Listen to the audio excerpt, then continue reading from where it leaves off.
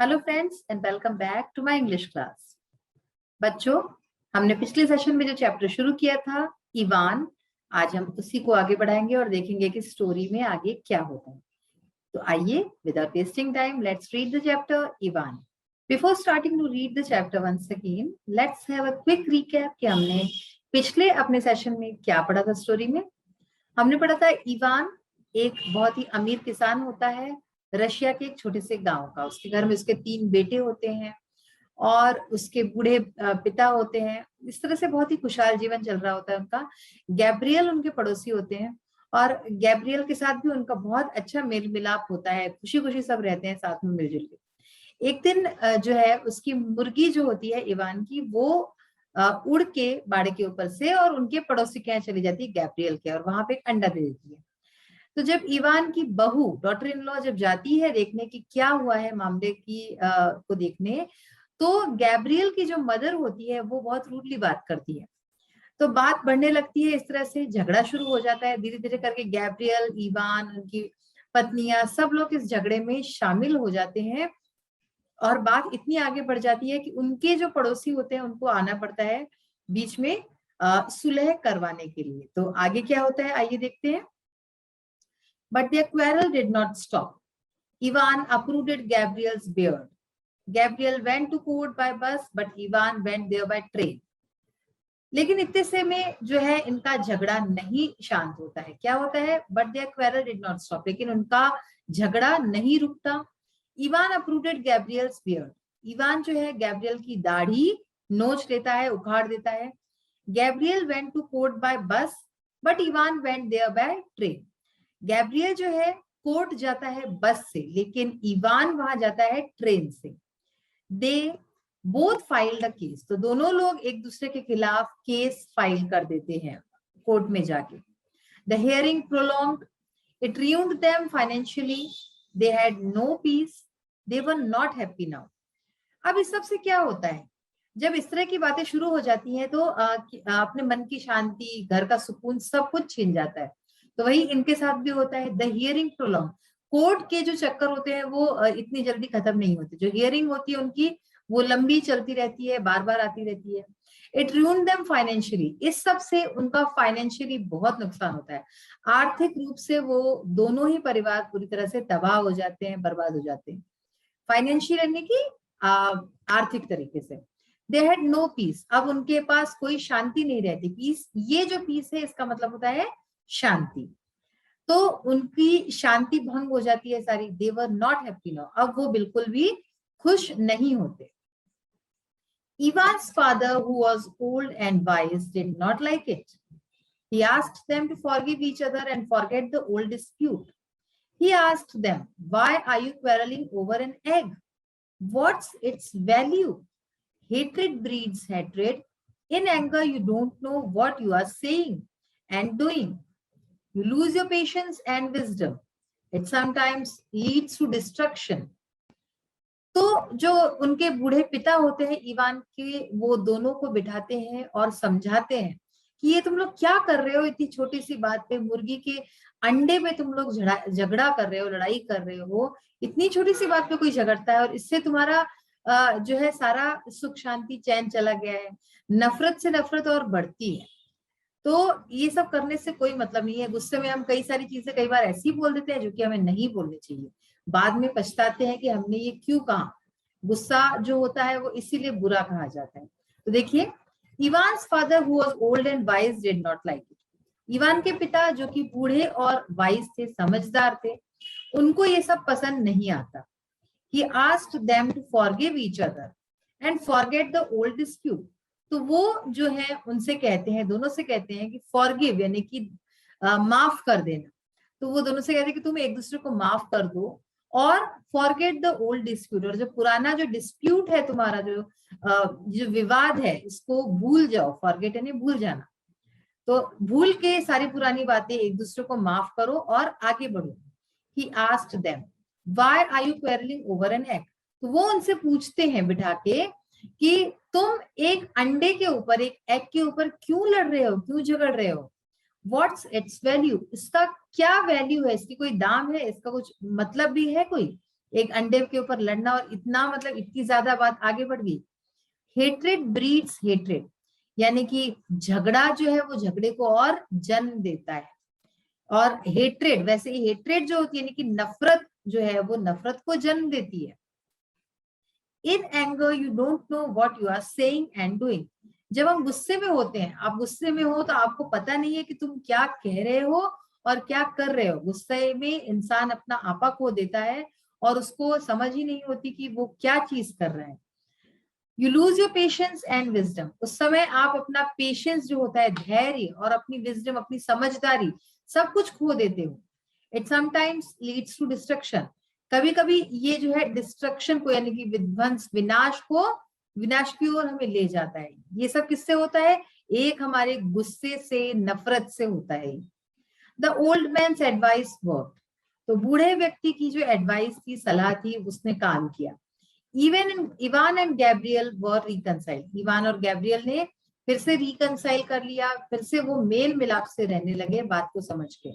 They begin to live together in peace once again, अब वो फिर से जो है एक बार शांति से रहने लगे, जैसे पहले रहते थे वैसे ही फिर से उन्होंने रहना शुरू कर दिया शांतिपूर्ण तरीके से। दे वर वेरी हैप्पी नाउ, अब वे बहुत ही खुश थे। तो ये तो थी बच्चों हमारी स्टोरी जो आपने पढ़ी और देखा कि हमेशा जो है समझदारी से काम लेना चाहिए।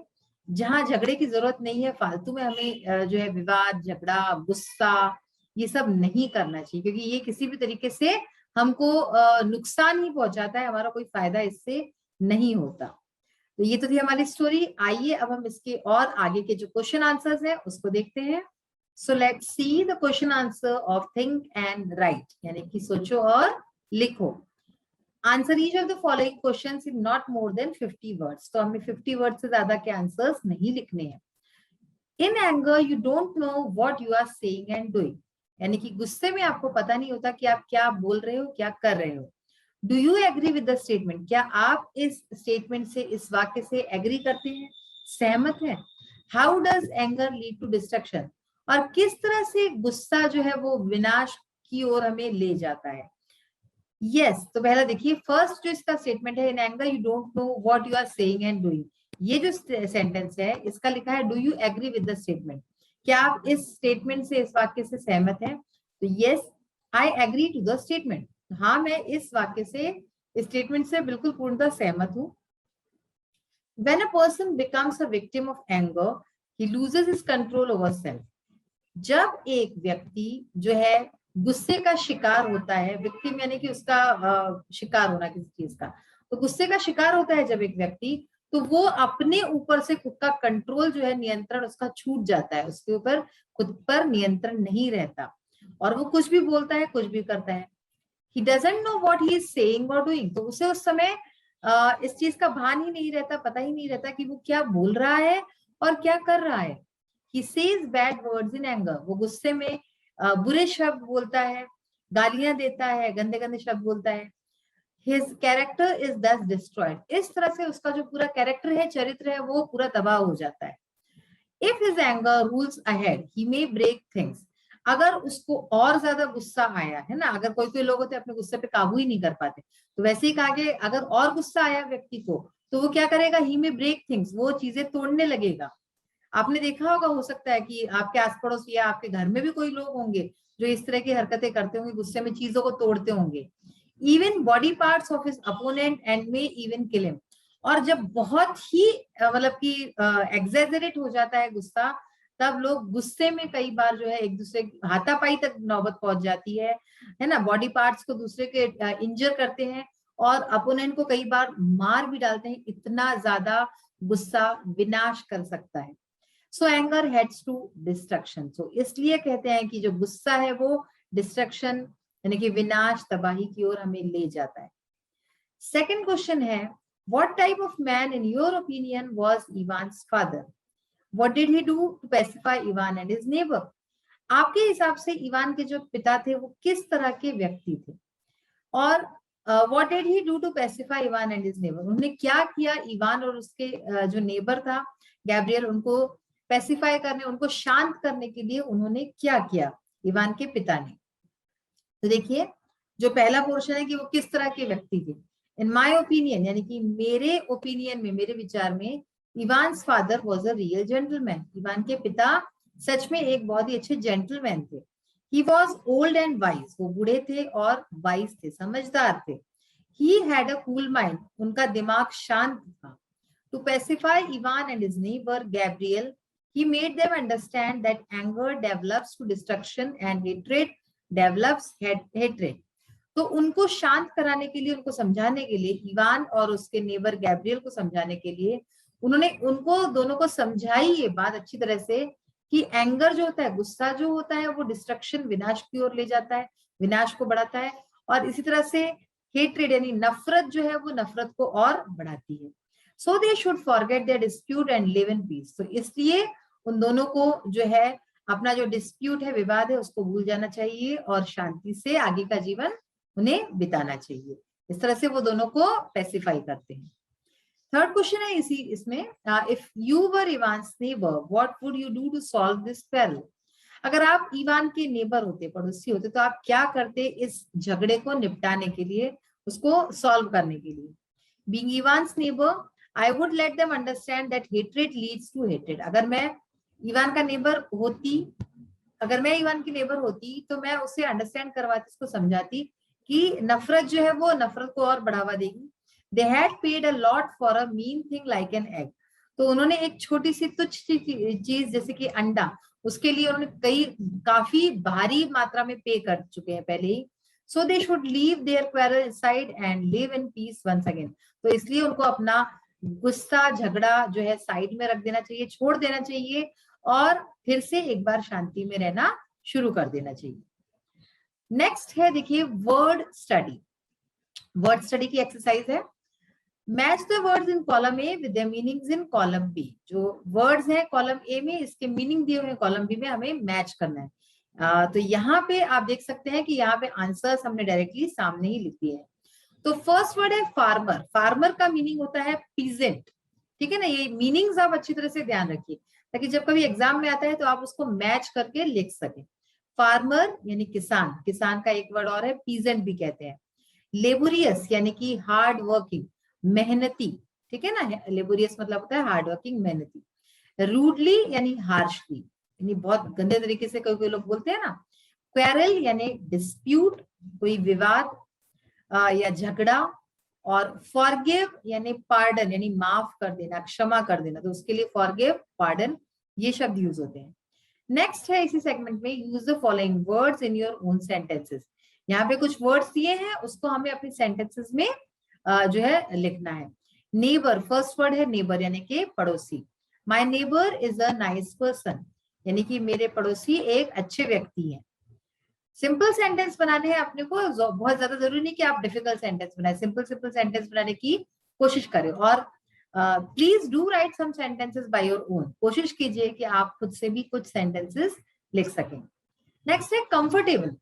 कंफर्टेबल का मतलब क्या होता है, आरामदायक जो चीज होती है। He is living a comfortable life, यानी कि वो एक कंफर्टेबल लाइफ, आरामदायक जीवन, लाइफ का मतलब क्या होता है, जीवन जी रहा है। Third word is hatred. Hatred मतलब नफरत। हेट्रेड ब्रीड्स हेट्रेड, हमने ये जो लाइन है इस चैप्टर में कई बार सुनी है, तो हम यही लाइन लिख सकते हैं यहाँ पे कि नफरत नफरत को और जन्म देती है, बढ़ावा देती है। नेक्स्ट वर्ड इज विजडम, यानी समझदारी। Birbal's wisdom was praised by one and all, यानी कि बीरबल की जो समझदारी थी वो प्रेज यानी कि प्रशंसा उसकी की जाती थी सब के द्वारा। वन एंड ऑल क्या मतलब, सब के द्वारा। और लास्ट वर्ड है हमारा एडवाइस, यानी कि सलाह। Old people always give good advices, यानी कि बूढ़े लोग अक्सर अच्छी सलाह देते हैं। तो ये तो हो गए हमारे वर्ड्स, और उनको हमने सेंटेंसेस में किस तरह से फ्रेम किया है। तो बच्चों आज हमने कई सारी चीजें देखी हैं, चैप्टर हमने फिनिश कर लिया है, और उससे हमें काफी सारी शिक्षा मिलती है कि झगड़ा, लड़ाई ये सब करने से हमारी सिर्फ जो है मेंटल जो पीस है वो जाता है और कुछ नहीं होता, और वो आगे कई सारा हमारा जो है बुरा करती है। तो ये सब हमें नहीं करना चाहिए। साथ ही क्वेश्चन आंसर्स देखे हमने, वर्ड मीनिंग्स देखे हैं, मैच द फॉलोइंग में सेंटेंसेस कैसे बनाने ये सब भी देखा है। तो इन सब चीजों को आप अच्छी तरह से समझ लीजिए, लर्न कीजिए, ताकि आप एग्जाम में भी अच्छी तरह से कर पाए। तो अगले सेशन में हम और इसके एक्सरसाइज पार्ट को देखेंगे। तो तब तक have a happy day and God bless you. Thank you.